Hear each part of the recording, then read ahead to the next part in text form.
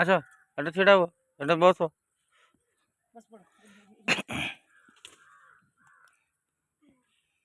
ଏପଟକୁ ବସ ମୋ ଆଡ଼କୁ ମୁହଁ କର ବସ୍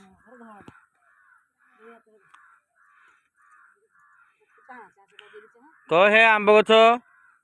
ଆଜି ତମକୁ ରୋଇଲି କାଲିକି ଆମ୍ବ ଫଳିବ ଆମେ ଖାଇବୁ ମାଟି ଦିଅ ବସ ବସ ବସ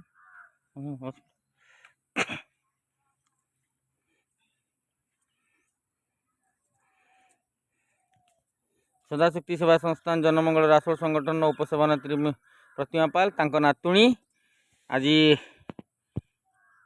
ଆମ୍ବ ଗଛଟିଏ ଲଗାଉଛନ୍ତି ତାଙ୍କ ଜାଗାରେ 4ଟି ଆମ୍ବ ଗଛ 3ଟି ଆମ୍ବ ଗଛ ଲାଗିବ ଆଉ ଯଦି ଆବଶ୍ୟକ ମାଇଁ କହିବ ବାଡ଼ି ଫାଙ୍କା ଅଛି ଏଟା क्या ଭାଙ୍ଗିଦେଲୁ ତଳ ଅଛି